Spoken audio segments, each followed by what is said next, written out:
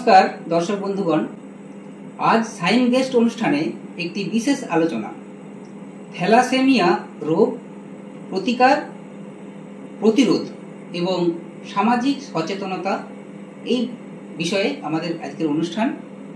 আমরা দেখি প্রতি বছর হাজার হাজার শিশু থ্যালাসেমিয়া আক্রান্ত বলে খবর পাওয়া যায়। সারা ভারতবর্ষে কয়েক লক্ষ এই ধরনের রোগী রয়েছে। তারা এই একটি দুরারোগ্য রোগের সঙ্গে লড়াই করে চলেছে। এটি একটি মারাত্মক রোগ, শিশুদের প্রচুর কষ্ট। তার সাথে যে সমস্ত বাবা মা যাদের সন্তানরা এই সমস্ত এই রোগের সাথে লড়াই করছে, সেই বাবা মায়েরা আমরা দুর্বিষহ অবস্থা দেখতে পাই। ওনারা রক্তের জন্য কিভাবে ছোটাছুটি করেন সেটা আমরা নিয়মিত রোজ দেখতে পাচ্ছি। প্রচুর অর্থ ব্যয়, সাধারণ ফ্যামিলির পক্ষে এই সমস্ত রোগের সঙ্গে লড়াই করা খুবই কঠিন হয়ে পড়ে। তো আজকে আমরা থ্যালাসেমিয়া সম্পর্কে জানব। থ্যালাসেমিয়া রোগ কিভাবে হয়, তার প্রতিরোধ কিভাবে করতে হবে, সেই সম্পর্কে সামাজিক সচেতনতামূলক একটি অনুষ্ঠান। এই অনুষ্ঠানে আমরা আজকে সৌভাগ্যক্রমে পেয়েছি থ্যালাসেমিয়া গার্জেন সোসাইটির বিষ্ণুপুর শাখার সম্পাদক মাননীয় প্রবীর সেন মহাশয়কে। প্রবীর সেন মহাশয়কে আমরা আমাদের স্টুডিওতে স্বাগত জানাচ্ছি। উনি দীর্ঘদিন থ্যালাসেমিয়া রোগের সম্পর্কে সামাজিক সচেতনতামূলক বিভিন্ন প্রোগ্রাম করে থাকেন। রক্তদান আন্দোলনের সাথে দীর্ঘদিন ধরে উনি যুক্ত। তো ওনার কাছ থেকে এই রোগ সম্পর্কে আমরা বিভিন্ন জানা অজানা তথ্য জেনে নেব। তার সাথে আমরা পেয়েছি একজন থ্যালাসেমিয়া আক্রান্ত একজন বালক আমাদের এই পাশের গ্রামে। ওনারকে আমরা পেয়েছি, উনিও রয়েছেন আমাদের সাথে। ওনার নাম হচ্ছে খোকন মাকুর। খোকন মাকুরকে আমরা আমাদের স্টুডিওতে স্বাগত জানাই। তার সাথে ওনার পিতা ফটিক মাকুরকেও আমরা পেয়েছি, ওনাকে আমরা আমাদের স্টুডিওতে স্বাগত জানাচ্ছি। ওনাদের কাছ থেকেও আমরা একে ওনাদের জীবনের সুখ দুঃখের কিছু কথা জেনে নেব। প্রথমে প্রবীরবাবুর কাছে আমরা জানতে চাইব যে থ্যালাসেমিয়া রোগটি আসলে কি। আমরা থ্যালাসেমিয়া শুনেছি, তো দু এক কথায় আমরা থ্যালাসেমিয়া বলতে কি বুঝি সেটা একটু বলুন। থ্যালাসেমিয়া একটি বংশগত জিনগত ত্রুটির কারণে হয়। মা এবং বাবা যদি থ্যালাসেমিয়া জিন বহন করে, তখন তাদের মধ্যে বৈবাহিক সম্পর্ক স্থাপন হলে তাদের যে সন্তান আসে তাতে থ্যালাসেমিয়া প্লাবিত হওয়ার সম্ভাবনা প্রকট হয়। এইটা একটা ডিসঅর্ডার, জিনগত ত্রুটির কারণে হয়। এটা কিন্তু কোনো ছোঁয়াচে রোগ নয়। থ্যালাসেমিয়া আমরা সাধারণত অন্যান্য রোগের মতো নয়, আমরা যেটা প্রবীরবাবুর কাছে জানতে চাইলাম, ছোঁয়াচে রোগও নয় বা ব্যাকটেরিয়া ঘটিত বা সে সমস্ত কিছুও নয়। তো এটি একটি সম্পূর্ণ জিনগত বংশগত রোগ। তো সেই কারণে আমরা আরও পরবর্তী ক্ষেত্রে আমরা জানতে চাইব। আমরা যে বংশগত রোগ আপনি বললেন, যে বংশগত কি ধরনের সমস্যা থাকলে, অর্থাৎ রক্তের মধ্যে কি পার্টিকুলারলি কি সমস্যা থাকলে এই ধরনের রোগ হতে পারে? থ্যালাসেমিয়া একটা জিনগত রোগ, আমি আগেই বললাম। এটা একটা আমাদের যে 23 জোড়া ক্রোমোজোম আছে, তার মধ্যে এক জোড়া হচ্ছে লিঙ্গ নির্ধারক ক্রোমোজোম। বাকি 22 জোড়া ক্রোমোজোমের মধ্যে 11 এবং 16 নম্বর ক্রোমোজোমে এই রক্ত তৈরির জন্য একটা উপাদান থাকে। সেই প্রোটিনটা গ্লোবিন চেন নামে খ্যাত, এবং সেই প্রোটিনটার অভাব যদি হয়, অর্থাৎ কোনো রকমের কোনো ডিসঅর্ডার থাকে, তখন তাকে থ্যালাসেমিয়ার বাহক বলা হয়। আর ক্রোমোজোমগুলো যেমন জোড়ায় জোড়ায় থাকে, জিনগুলোও জোড়ায় জোড়ায় থাকে। এই ক্রোমোজোমগুলোর যদি একটা জিন কোনো রকমের ডিফেক্টিভ হয়, তাকে আমরা থ্যালাসেমিয়ার বাহক বলি। সমস্যাটা হচ্ছে যে বাহককে বাইরের থেকে দেখে চিহ্নিত করা যায় না। বাহকের কোনো সমস্যাও নাই, বাহককে রক্তও দিতে হয় না, বাহককে ডাক্তার দেখাতে হয় না। কারণ বাহকের যে দুটো ক্রোমোজোমের একটা ক্রোমোজোম ঠিক থাকে, সেই ক্রোমোজোমটা তার সম্পূর্ণ রক্ত তৈরি করে দেয়। ফলে যিনি বাহক হবেন, সে একটি নির্দিষ্ট পরীক্ষা না করানো পর্যন্ত তিনি বুঝতে পারবেন না যে আমি থ্যালাসেমিয়ার বাহক। এবং এইরকম দুটি বাহকের মধ্যে বিবাহ হলে তাদের সন্তানের মধ্যে ওই খারাপ দুটো জিন, বাবা এবং মায়ের কাছ থেকে ত্রুটিপূর্ণ জিনগুলো যদি আসে, তখন সেই বাচ্চাটি থ্যালাসেমিয়া রোগে আক্রান্ত হতে পারে। অর্থাৎ যদি দেখা যায় যে পিতামাতা দুজনেই বাহক, সম্ভবত একজন যদি বাহক হন আর একজন যদি বাহক না হন, তাহলে কি সেক্ষেত্রে কিন্তু থ্যালাসেমিয়া রোগী হবে না। একজন বাহক নয় এমন ব্যক্তির মধ্যে যদি বিবাহ হয় এবং তাদের যদি সন্তান হয়, সেক্ষেত্রে তাদের কিন্তু সন্তান ক্যারিয়ার হতে পারে, বাহক হতে পারে বাবা মায়ের মতো, কিন্তু রোগী হবে না। তাহলে আমরা জানতে পারলাম যে থ্যালাসেমিয়ার বাহক কিনা এটা একমাত্র রক্ত পরীক্ষার মাধ্যমেই জানা সম্ভব, এবং পিতামাতা দুজনেই যদি বাহক হন তবেই তাদের যে সন্তান হবে সে থ্যালাসেমিয়া রোগী হওয়ার সম্ভাবনা থাকে, প্রকট থাকে। তো থ্যালাসেমিয়া তো বিভিন্ন, এর কি আলাদা ধরনের ভাগ আছে যে কত ধরনের থ্যালাসেমিয়া হয়? 386 রকম ধরনের থ্যালাসেমিয়া আছে। তার মধ্যে আমাদের পশ্চিমবাংলায় যেটা আছে সেটা হচ্ছে বিটা, আলফা, ই বিটা, এই তিনটে মারাত্মক মেজর, এবং এই ক্ষেত্রে প্রত্যেকটার ক্ষেত্রেই প্রচুর রক্ত লাগে। এটা আবার রক্ত লাগার ভাগও 3 রকমের আছে। যাদেরকে 2 থেকে 3 সপ্তাহের মধ্যে ব্লাড দিতে হয় তারা হচ্ছে মেজর, যাদেরকে 2 থেকে 6 মাসের মধ্যে ব্লাড দিতে হয় তারা হচ্ছে ইন্টারমিডিয়েট, আর যারা কখনো কখনো বলে যে 2 বছর আগে নিয়েছিলাম, 3 বছর আগে নিয়েছিলাম, তাদেরকে বলা হচ্ছে মাইল্ড। আবার কিছু থ্যালাসেমিয়া পাই আমরা নন ট্রান্সফিউশন ডিপেন্ডেন্ট থ্যালাসেমিয়া, তাদেরকে কিন্তু রক্ত দিতে হয় না, কিন্তু তারাও থ্যালাসেমিয়া পেশেন্ট, তাদেরকে ব্লাড ট্রান্সফিউশন করতে প্রয়োজন পড়ে না। আচ্ছা, এবার আমি প্রফেসরের কাছে জানতে চাইবো, থ্যালাসেমিয়া একটা শিশু হলো, তার বাবা মাও জানে না হয়তো থ্যালাসেমিয়া শিশুটি কি করে প্রাথমিক সিমটমটাকে, উপসর্গ কিভাবে আমরা? প্রাথমিক সিমটম যেটা হচ্ছে সেটা হচ্ছে রোগীটা জন্মাবার 2 থেকে 6 মাসের মধ্যেই প্রথমত সাধারণত ধরা পড়ে যায়। কারো কারো ক্ষেত্রে একটু দেরি হয়, কিন্তু এই হাতের তালুগুলো ফ্যাকাশে রঙের হয়, হাতগুলো সাদা সাদা থাকে, মাথাটা গরম থাকে, ছেলেটা খেতে চায় না, ঘ্যান ঘ্যান করে, একটা জ্বর ভাব থাকে সবসময়তেই, এবং শারীরিক গ্রোথ একদম হয় না। কারণ আমরা জানি হিমোগ্লোবিন অক্সিজেন ক্যারি করে, এদের ক্ষেত্রে হিমোগ্লোবিনেরই ঘাটতি থাকে, তার ফলে এরা ঠিকমতো পুষ্টি পায় না এবং তার ফলে এদের গ্রোথ ঠিকমতো হয় না। তার ওই যে লক্ষণগুলো বললাম, হাত পা সরু সরু হয়ে যাবে, পেটটা বড় হয়, মাথাটা গরম হয়ে যায়, এবং চোখ মুখ দেখেই ফ্যাকাশে একটা হলুদ বর্ণের ভাব দেখা যায়। অ্যাকচুয়ালি হিমোগ্লোবিনটা রক্তের মধ্যে খুব কমে যায়, সেজন্য বারবার রক্ত দিতে হয়।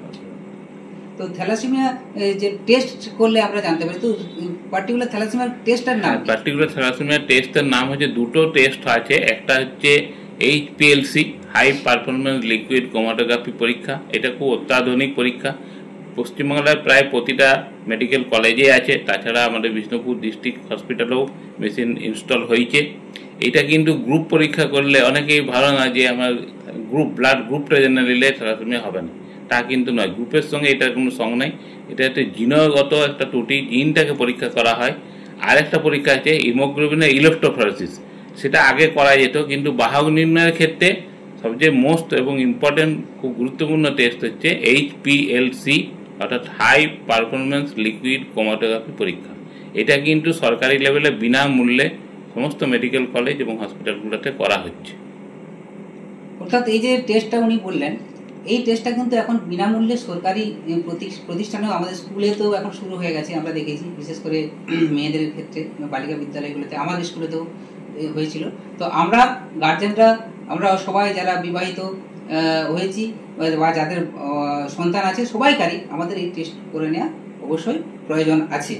তো থ্যালাসেমিয়া যে একজন শিশু আক্রান্ত হয়, আমরা জানলাম প্রাথমিক উপসর্গগুলো কি।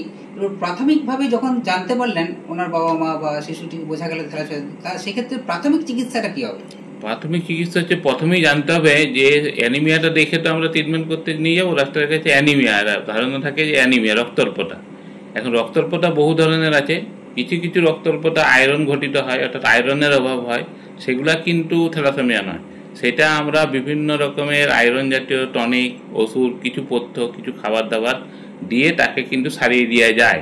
কিন্তু থ্যালাসেমিয়া যদি হয় জিনগত ত্রুটি, যেটা হিমোগ্লোবিনের মধ্যে ত্রুটি থাকে, হিমযুক্ত গ্লোবিন, এই গ্লোবিন চেনটা, হিমটা হচ্ছে আয়রন আর গ্লোবিন চেনটা হচ্ছে প্রোটিন, এই প্রোটিনের যে জিনটা সেটা বাবা এবং মায়ের কাছ থেকে আসে। এইটা কিন্তু এখনো পর্যন্ত চিকিৎসার বিজ্ঞানীরা কোনো রকম পরিবর্তন করতে পারছে না, যদিও আগামী দিনে প্রচুর গবেষণা চলছে, চেষ্টা চলছে। সেই জন্য আমরা ওই গ্লোবিন চেনটা যখন পরীক্ষা করা হয়, ডাক্তারের কাছে গেলেই ওরা প্রথমেই 3 জনের পরীক্ষা করার জন্য পরামর্শ দেন, যে বাবা মা এবং ওই সন্তানটির পরীক্ষা ওই HPLC পরীক্ষা করলেই বোঝা যাবে যে বাবা মা হয়তো ক্যারিয়ার আর তাদের সন্তান হয়েছে রোগী। কিন্তু সব ক্ষেত্রে রুগী হবে এমন কোনো গ্যারান্টি নাই। ম্যান্ডেলের তত্ত্ব অনুযায়ী 1:2:1, অর্থাৎ একটা যদি রুগী হয় দুটো বাবা মার মতো ক্যারিয়ার বাহক, আর একটা সম্পূর্ণ সুস্থ হতে পারে। তার মানে 75% ভালো, 25% খারাপ। তা সত্ত্বেও কিন্তু প্রতিটা গর্ভেই কিন্তু চান্স থেকে যাচ্ছে 100% যে থ্যালাসেমিয়া রুগী হয়ে জন্মাতে পারে। যদিও এই রেশিওটা সব ক্ষেত্রে প্রযোজ্য নয়। আমরা এই সোসাইটিতে কাজ করতে যে দেখেছি একটা দম্পতির প্রায় পরপর 2-3টে বাচ্চা থ্যালাসেমিয়া আছে। সেই কারণে পরীক্ষা, বিয়ের আগে যদি আমরা এটাকে পরীক্ষা করে নিতে চাই তাহলে আমরা বুঝতে পারবো যে কে বাহক। কারণ বাহককে আমি আগেই বলেছি, বাহককে বাইরের থেকে দেখে চিহ্নিত করা যায় না, কারণ তার একটা জিন সমস্ত রকম হিমোগ্লোবিন যতটা দরকার ততটাই তৈরি করে দেয়, ফলে তার কোনো অসুবিধা হয় না, সে জানতেই পারে না যে আমি থ্যালাসেমিয়ার জিন বহন করছি। আর কি ধরনের চিকিৎসা আছে? চিকিৎসা হচ্ছে এর মধ্যে এই রক্ত দেওয়া একটা মেন পথ্য, একে রক্ত দেওয়া ছাড়া উপায় থাকে না, সেই সময় হিমোগ্লোবিন খুব লো হয়ে যায়। আর একটা চিকিৎসা এখন নিশ্চয়ই শুনে থাকবেন আপনারাও, যে bone marrow transplant. Bone marrow ট্রান্সপ্ল্যান্টটা কিন্তু খুব খরচ সাপেক্ষ, সরকারি লেভেলে এখনো পর্যন্ত সেরকমভাবে অ্যাভেলেবেল নয়। বাইরের দক্ষিণ ভারতের যে সমস্ত কিছু হসপিটাল আছে সেখানে করছে। আমাদেরই সোসাইটি দুটি, একটি ছেলে একটি মেয়ে করিয়ে এসছে, প্রায় 50 লাখ টাকার উপর খরচ, খুবই রিস্ক। এবং সেখানে যদি ডোনার এই ছেলে বলে, এই ছেলেটা মিলতে হয়, এই ছেলেটা যদি না মিলে 100% তাহলে সেখানে অপারেশনটা সাকসেস খুব একটা হয় না। কিন্তু বেসরকারি হসপিটালগুলোতে 50%, 60%ও কিন্তু করে দিচ্ছে। এবং সেক্ষেত্রে বাবা বা মা বা তার আরেকটা ভালো সন্তান নিয়ে তার বোন ম্যারোটাকে এর শরীরে প্রবেশ করানো হচ্ছে।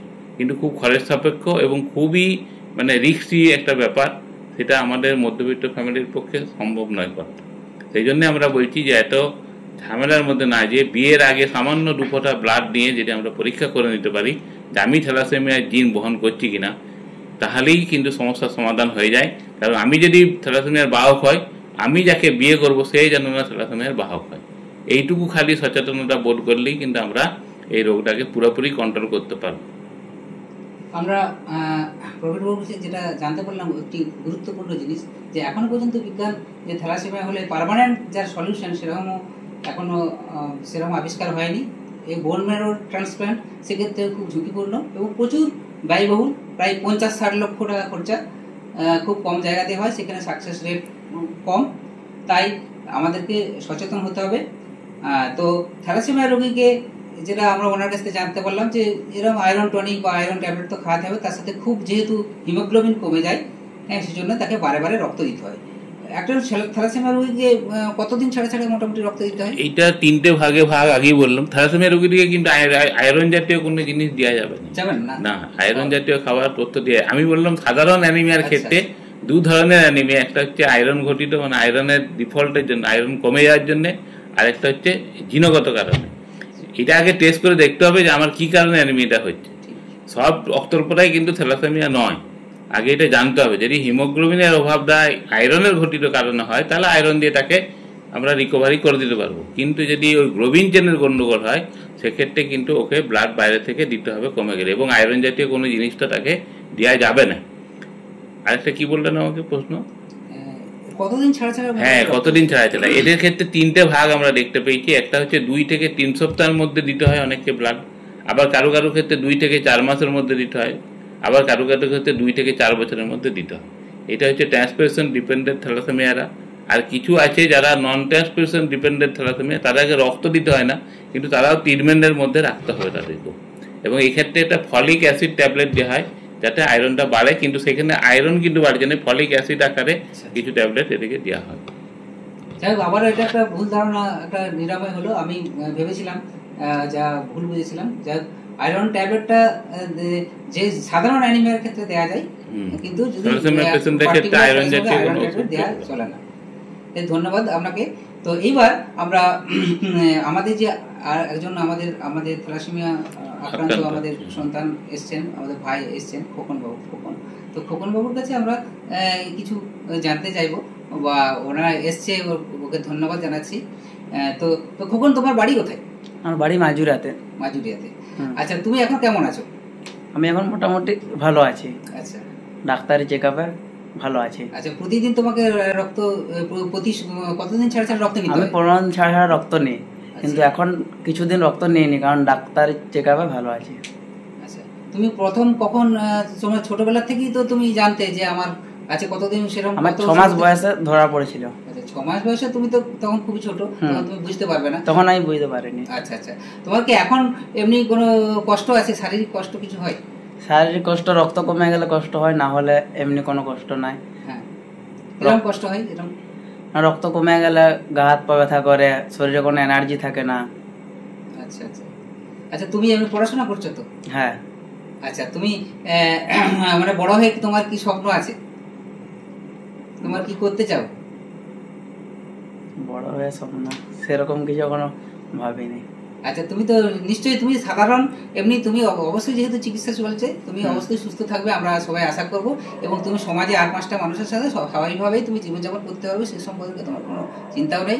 আর ওনার সাথে আমরা পেয়েছি ওনার বাবা প্রীতা এসছেন, ওনার ফটিক বাবু, ওনাকে আমরা ধন্যবাদ জানাচ্ছি। তো ফটিক বাবু, আপনি যখন উনি খুব ছোট, তখন আপনি কিভাবে প্রথম বুঝতে পারলেন যে ওর থ্যালাসেমিয়া হয়েছে? বুঝতে পারলাম বলতে, প্রথমত ওর শরীরে প্রচণ্ড অসুবিধা, ওই হালকা জ্বর ভাব থাকে এবং শরীরে কোনো গ্রোথ হচ্ছে না। আর তারপর ডাক্তারবাবুর কাছে নিয়ে যাই, ডাক্তারবাবু নিয়ে যাওয়ার পরে ডাক্তারবাবু চেক আপ করছে, কিন্তু চেক আপ করার পরে পাচ্ছে না, ধরতে পারছে না। দিয়ে প্রথমত ব্লাড টেস্ট করলো, হিমোগ্লোবিনটা টেস্ট করলো, দেখলো হিমোগ্লোবিন কমে গেছে একবারে। তখনই ওরা আইডিয়া করলো থ্যালাসেমিয়া বলে, তখনই চেক আপ করে ধরা পড়লো থ্যালাসেমিয়া। তো আপনি নিশ্চয়ই, যেহেতু সন্তান একটা এরকম একটা লড়াইয়ের সাথে লড়ছে, আপনারাও লড়াইয়ের সাথে লড়ছেন, সেজন্য আমাদের মানসিক অনেক দুঃখ যন্ত্রণা রয়েছে। তো আরও তো অনেক শিশু আছে, তাদেরকে আপনি একটু বলুন, যে একটু সাহস দিন যে কিভাবে তারাও যেন লড়াইয়ের সাথে মোকাবিলা করে, একটু বলতে পারেন।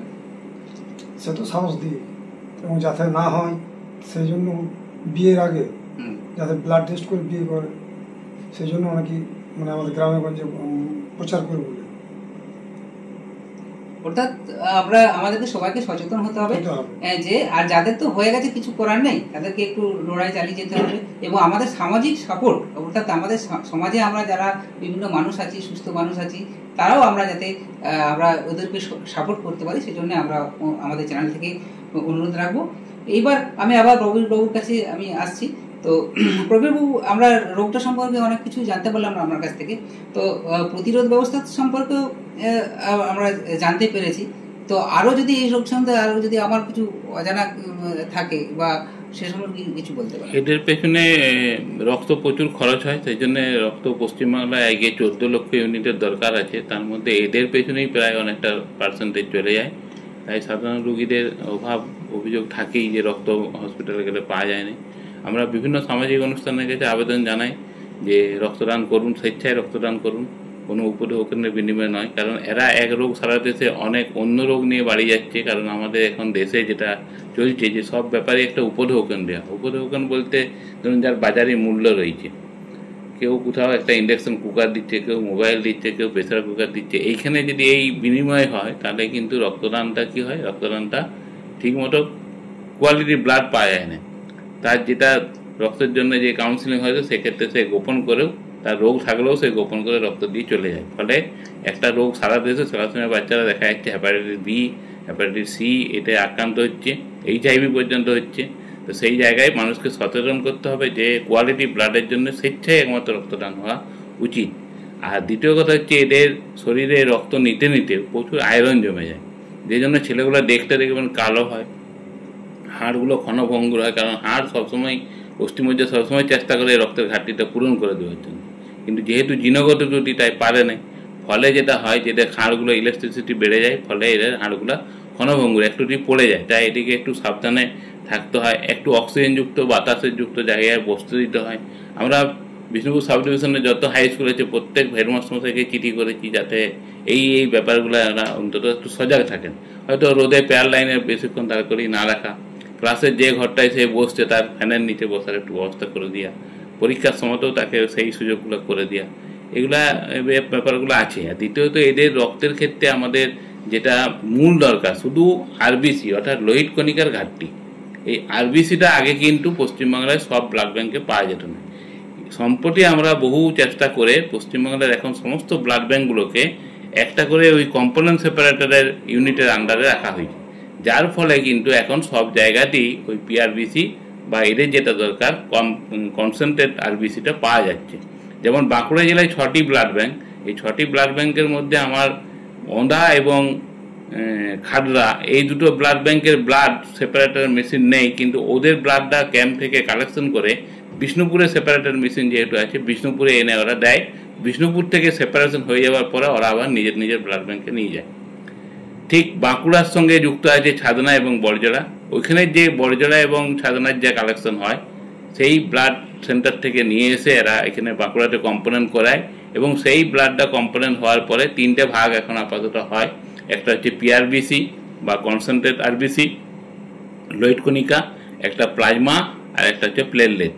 তো এই 3টা ভাগের মধ্যে যে রোগী যেটা দরকার সেকে ডাক্তারগুলো সেইভাবে প্রেসক্রাইব করলে এখন পাওয়া যাচ্ছে।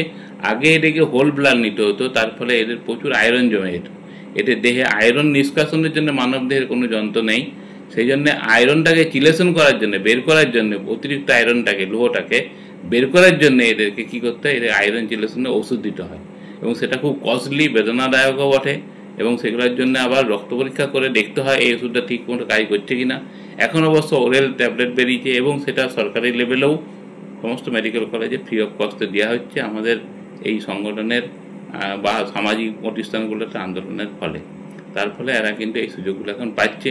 বিশেষত বিষ্ণুপুর ডিস্ট্রিক্ট সেন্ট্রাল হসপিটালেও এখন ডে কেয়ার সেন্টার হয়েছে। আগে বিভিন্ন ওয়ার্ডেই এদেরকে রক্ত নিতে হতো, এখন কিন্তু বর্তমানে একটা আলাদা করে এদেরকে ইউনিট করা হয়েছে, ডে কেয়ার সেন্টার নাম দেওয়া হয়েছে থ্যালাসেমিয়া ডে কেয়ার সেন্টার। সেখানে বিষ্ণুপুরের ক্ষেত্রে 14টা বেড আছে। 14 জন থ্যালাসেমিয়া রোগী ভর্তি হলে সেই বেডেই কিন্তু রক্ত নিবে, তারপরে ছুটি হয়ে যাবে রক্ত দেওয়ার পরে।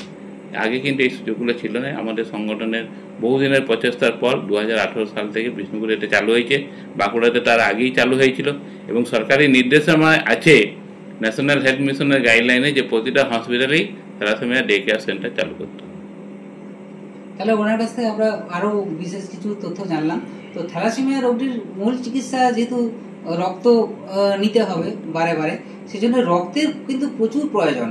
এবং আমরা যখন রক্তের যে ঘাটতি, যখন আমরা ব্লাড ব্যাংকে যাই দেখি বেশিরভাগ শিশুর থ্যালাসেমিয়া যাদের রোগী আছে তাদের রক্ত দিতেই ব্লাড ব্যাংকের রক্তের খালি হয়ে যায়। সেই জন্য আরও আমাদেরকে রক্ত সংগ্রহ করতে হবে এবং রক্তদান শিবিরের আয়োজন করতে হবে, এবং স্বেচ্ছায় যেটা বললেন কোয়ালিটি রক্ত শুধু নয়, যে তার মধ্যে কোয়ালিটি যাতে ভালো হয় রক্তের, না হলে ওরা তো সবসময় রক্ত নেয়, সেজন্য ওরা নানা রকম আরও রক্ত নিতে গিয়ে আরও বিভিন্ন ধরনের রোগের শিকার হয়।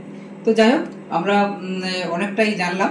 তো এবার প্রবীরবাবু, আপনি তো দীর্ঘদিন এই আন্দোলনের সাথে যুক্ত, আপনি কতদিন মোটামুটি এই কাজের সাথে যুক্ত আছেন? আমি মোটামুটি ধরুন 2000 সাল থেকে তো পুরো দমেই আছি, 2000 সাল থেকে। এবং তখনই একটা আমার মনে হয়েছিল যে এরকম একটা সংগঠন করার দরকার, এবং সেইটা 2000 সাল থেকেই মানে অসংগঠিতভাবে ছিল। পরবর্তীকালে 2008 সালে আমরা সোসাইটি একটা রেজিস্ট্রেশন করেছি, এবং বিশ্ব থ্যালাসেমিয়া দিবস 8 মে সেটা আমরা পালন করে আসছি দীর্ঘদিন ধরেই। এবং সেক্ষেত্রে আমরা এই বিষ্ণুপুর হসপিটালে শিশু ওয়ার্ডে আমাদের রুগীরা শিশুদেরকে ফল মিষ্টি বিতরণ করে ওই দিন, এবং তারা ঘুরে এসে যদুভট্ট মঞ্চে আবার একটা রক্তদান শিবির করে। এবং সেক্ষেত্রে আমরা দেখেছি যে আমরা 12 মাস নেই, কিন্তু আমরাও দিতে জানি। এই থিমটাকে কার্যকরী করে আমার মাথাতে এটা এসেছিল যে আমরা 12 মাস নিই, কিন্তু আমরাও দিতে জানি। এইটাকে সামনে রেখে আমরা গার্জেনরা, অর্থাৎ যারা রুগীর বাবা মা আত্মীয় স্বজন বন্ধু বান্ধব যেখানে যা আছে, তারা কিন্তু এই রক্তদান শিবিরটা দীর্ঘদিন করে এসছে। এবং এবছর আমরা 10 জন মহিলা সহ 92 জনের রক্তদান করেছে। গত বছর 115 জন দান করেছিল স্থানীয় যদুভট্ট মঞ্চে। এটা আমার কাছে একটা গর্বের বিষয় যে আমরা শুধু নিই না, আমরা দিতেও জানি, সময় হলে আমরা দেবো। এই ধারণাটা আমাদের মধ্যে আছে, এবং অনেক গার্জেন এটাকে সাপোর্ট করে, অনেক সহৃদয় মানুষ এটাকে সাপোর্ট করে, যার ফলে কিন্তু আমরা আজকে এবং এই থ্যালাসেমিয়া ক্যাম্প, অ্যাওয়ারনেস ক্যাম্প বা HPLC যে টেস্টের কথা বললাম, এটা ডিটেকশন ক্যাম্প বিভিন্ন স্কুল কলেজে করা যাচ্ছে। কিন্তু সরকারের ইনফ্রাস্ট্রাকচার সেরকম না থাকার জন্যে আমরা মাসে হয়তো 4টা কি 8টা ক্যাম্প করি, 800 জনের টেস্ট করতে পারি। এটাকে আর একটু বাড়ানোর জন্য আমার উদ্যোগ আছে। আমি স্বাস্থ্য ভবনেও বিভিন্ন সময় চিঠি লিখি যাতে এটাকে আরও বাড়ানো যায়, এবং বিবাহিত হওয়ার পূর্বে এটাকে প্রত্যেকটা যদি ছেলে মেয়েকে টেস্ট করানো যায় তাহলে এই রোগটা একদিন নির্মূল হবে। কারণ সাইপ্রাস নামে যে দেশটিতে এই রোগটা ছিল প্রথম আবির্ভাব, সেইখানে কিন্তু আজকে রোগীর সংখ্যা 0। তাদের দেশটা হয়তো ছোট, লোক সংখ্যা হয়তো বাঁকুড়া জেলার থেকেও কম, তাই তারা এটাকে কন্ট্রোল করতে বলেছে জাতীয় কর্মসূচির মধ্যে নিয়ে। আমাদের দেশ অনেক বড় দেশ, 140 কোটি মানুষ, সেই ক্ষেত্রে এতটা ইনফ্রাস্ট্রাকচার হয়তো নেই, তার ফলে আমরা হয়তো কন্ট্রোল করতে দেরি হবে। কিন্তু এটা এখন কিন্তু কন্ট্রোলের জায়গায় চলে আসতে পারে যে কোনো সময়। এখন সরকার আরেকটা ব্যবস্থা নিয়েছে, প্রতিটা প্রেগনেন্ট মাদারের কিন্তু পরীক্ষা করছে HPLC।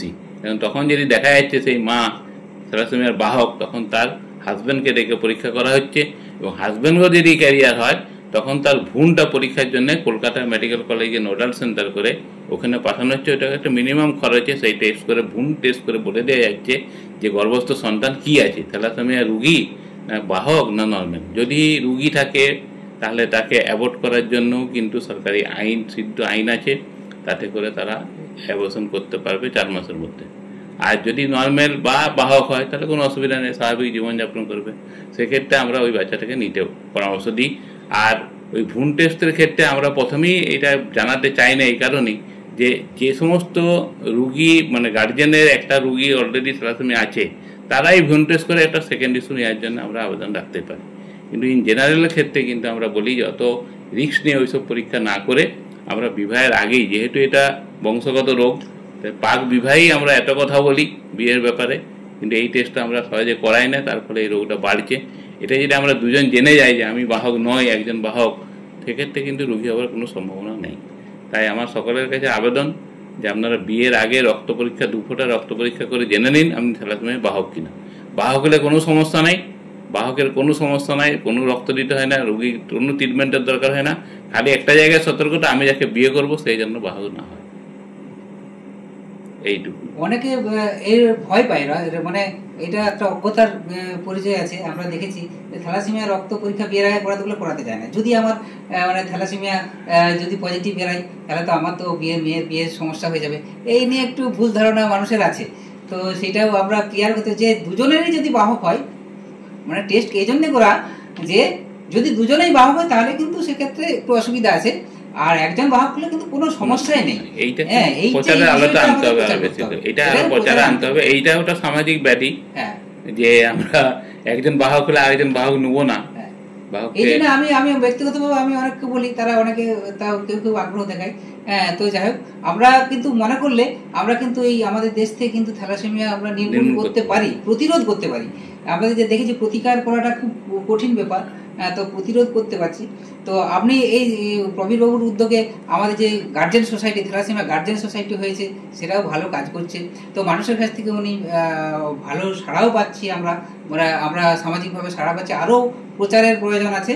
তো আগামী দিনে আরও তো কিছু পরিকল্পনা আছে। হ্যাঁ, আগামী দিনে আমি চাইছি যে আগামী দিনে প্রতিটা গর্ভবতী মা 100% পরীক্ষা কিন্তু হয়নি, সেই 100% মাতাদের পরীক্ষা, এবং কলেজ লেভেলে অন্তত কলেজ লেভেলকে ম্যান্ডেটারি করে দিয়ে প্রতিটা স্টুডেন্টেরই বিয়ের আগে পরীক্ষা করে নেওয়া, তাহলে কিন্তু এই সমস্যাটা হবে না। আর একটা পাশাপাশি সামাজিক প্রচারও রাখতে হবে যে থ্যালাসেমিয়া একজন বাহক মানে তার বিয়ে হবে না এটা নয়, তারও বিয়ে করা যাবে, কিন্তু একজন স্বাভাবিক ব্যক্তির সাথে সে অনায়াসেই বিয়ে করতে পারে, সেই প্রচারটা রাখতে হবে। থ্যালাসেমিয়া আগেই বলেছি যে কোনো ছোঁয়াচা রোগ নয়, কোনো রকম কোনো ক্ষতিকর রোগ নয়, অতএব এটাকে ভয় করার কিছু নয়। এখন ম্যানেজেবল ডিজিজের মধ্যেই থ্যালাসেমিয়াকে ধরা যেতে পারে।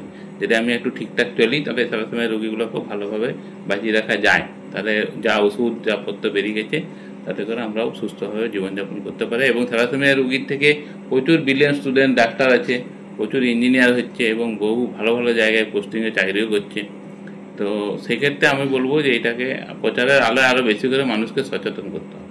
একমাত্র সচেতন, কারণ প্রতিরোধ 100%, কিন্তু রোগটা নির্মূল এখনো পর্যন্ত 99% কিউরেবল নয় এই জায়গায় দাঁড়িয়ে, কিন্তু 100% প্রতিরোধ করতে হবে। অর্থাৎ প্রতিরোধের দিকে আমাদেরকে বেশি গুরুত্ব দেওয়া উচিত। প্রতিটা সামাজিক সংগঠনের কাছে আমি আবেদন রাখছি যে আপনারা থ্যালাসেমিয়ার প্রচারটা করুন, এবং ভুল মেসেজ না দিয়ে সঠিক মেসেজটা দেন, তাহলেই কিন্তু আমাদের দেশ থ্যালাসেমিয়া মুক্ত একদিন বাঁকুড়া এলাকা আমরা দেখতে পাবো।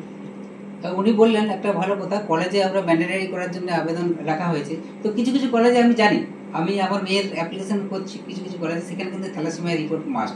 তো এইভাবে যদি স্কুল কলেজগুলো বা সরকার থেকে এটা একটা উদ্যোগ নেয় তাহলে সেটা আরও ভালো হয়, যে ম্যান্ডেটারি পড়াশোনা করতে গেলে থ্যালাসেমিয়া টেস্ট করতে হবে, তাহলে মানুষ অবশ্যই করবে। তো আপনার এই যে কাজে এসছেন অনেকদিন, তো আপনার সেরকম কিছু কাজে, এই সমস্ত কাজে আসার পর সেরকম কিছু ইতিহাস আছে?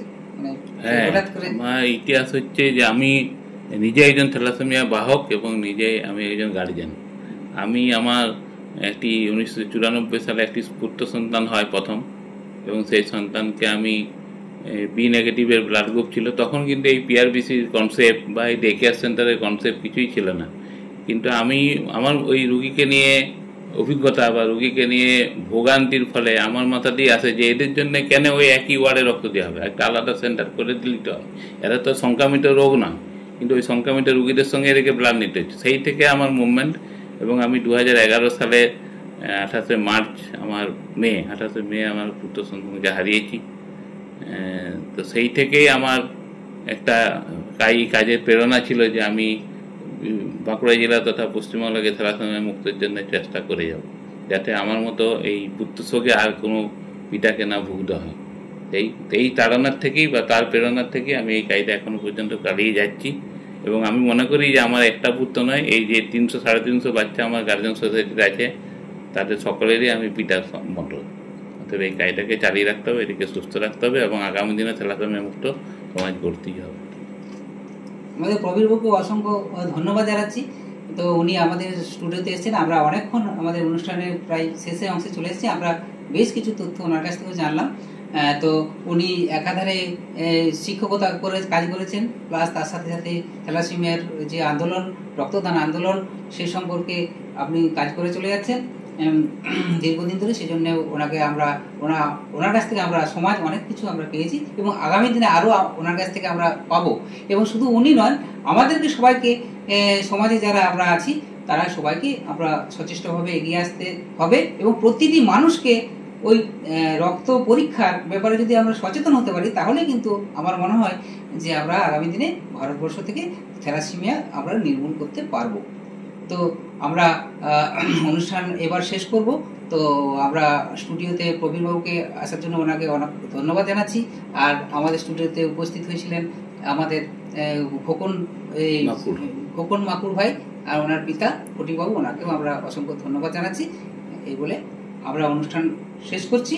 আর আপনাদের এই অনুষ্ঠানটি সামাজিক সচেতনতার লক্ষ্যে আমাদের দায়িত্ব কর্তব্যবোধ আমাদের যেহেতু আছে সবাইকারই, সেই জন্য আমরা অনুরোধ করব যাতে এই অনুষ্ঠানটি আপনারা প্রচার করেন এবং সকলের মধ্যে আপনারা শেয়ার করে ছড়িয়ে দেন।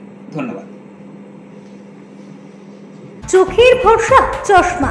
ঐতিহাসিক শহর বিষ্ণুপুরে চশমার জগতে আদি ও বিশ্বস্ত প্রতিষ্ঠান নবরূপে সুসজ্জিত দত্ত অপটিক্যাল এক্সক্লুসিভ। এখানে পাবেন বিভিন্ন নামি দামি কোম্পানির ফ্রেম, লেন্স ও সানগ্লাসের বিপুল সম্ভার। Multi brand optical store. ঠিকানা রশিদগঞ্জ মিলনী ক্লাবের পাশে, বিষ্ণুপুর, বাঁকুড়া। Mobile number 9474620413। অভিজ্ঞতাই শেষ কথা।